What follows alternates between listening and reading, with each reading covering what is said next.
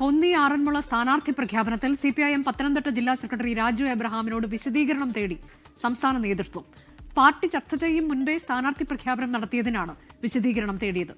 ആറന്മുളയിൽ വീണ ജോർജും കൊന്നിയിൽ ജനീഷ് കുമാറും മത്സരിക്കുമെന്ന് മാധ്യമങ്ങളിലൂടെ രാജു എബ്രഹാം വ്യക്തമായ സൂചന നൽകിയിരുന്നു. സിപിഎമ്മിന് LDFന് കൃത്യമായിട്ടുള്ള ഒരു രാഷ്ട്രീയ സംഘടനയുണ്ട്, ഒരു അച്ചടക്കമുണ്ട്. അതിൽ നിന്നുകൊണ്ട് വേണം എല്ലാ കാര്യങ്ങളും കൃത്യമായിട്ട് ചെയ്യാനായിട്ട്.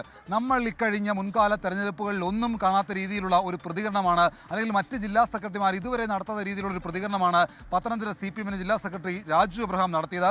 24-നോടക്കം അദ്ദേഹം സംസാരിക്കുമ്പോൾ അദ്ദേഹം വ്യക്തമായ സൂചന നൽകിയത് ആറന്മുളയിൽ മന്ത്രി വീണ ജോർജ് വീണ്ടും അവിടെ ജനപ്രതിനിധിയായിട്ട് ജനവിധി തേടും, കോന്നിയിൽ KU ജനീഷ് കുമാർ ജനപ്രതിനിധിയായിട്ട് ജനവിധി തേടും. അങ്ങനെ ഈ പത്തനംതിട്ട ജില്ലയിൽ 5 നിയോജക മണ്ഡലങ്ങളാണുള്ളത്. ഈ 5 നിയോജക മണ്ഡലങ്ങളിലും സിറ്റിംഗ് സ്ഥാനാർത്ഥികൾ തന്നെ ഉണ്ടാകും. അതിനകത്ത് കോന്നിയിലും ആറന്മുളയിലും ഷുവർ സീറ്റാണ്, അല്ലെങ്കിൽ അവർ തന്നെ മത്സരിക്കുമെന്നുള്ള കാര്യം വ്യക്തമായ സൂചനയാണ് രാജു എബ്രഹാം നൽകിയത്. അത് പാർട്ടി നേതൃത്വമാണ് അതുമായി ബന്ധപ്പെട്ട കാര്യങ്ങളൊക്കെ ഔദ്യോഗികമായി പ്രഖ്യാപിക്കേണ്ടത്. പക്ഷേ അവരോട് പോലും ചർച്ച ചെയ്യാതെ രാജു എബ്രഹാം പറഞ്ഞതിനകത്ത് ഒരു അച്ചടക്ക ലംഘനം ഉണ്ടായിട്ടുണ്ടെന്നുള്ള ഒരു വിലയിരുത്തലാണ് പാർട്ടി നേതൃത്വമുള്ളത്. സംസ്ഥാന കമ്മിറ്റി ഇതുമായി ബന്ധപ്പെട്ട കാര്യങ്ങൾ ചർച്ച ചെയ്തതിനു ശേഷമാണ് ഇമെയിൽ മുഖാന്തരം രാജു എബ്രഹാമിനോട് ഇതിനകത്ത് വിശദീകരണം ചോദിച്ചിട്ടുള്ളത്.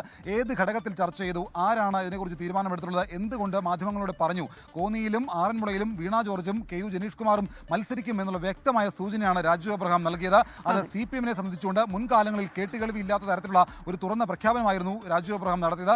അതിനകത്താണ് ഇപ്പോൾ പാർട്ടി നേതൃത്വം രാജു എബ്രഹാമിൽ നിന്ന് വിശദീകരണം തേടാനുള്ള ഒരു തീരുമാനമെടുത്തിരിക്കുന്നത്. എന്തായാലും ഇന്നിപ്പോൾ വിശദീകരണം ചോദിച്ചിട്ടുണ്ട്. ഉടൻ തന്നെ വിശദീകരണം നൽകണം എന്നുള്ളതാണ് സംസ്ഥാന നേതൃത്വത്തിന്റെ ആവശ്യം.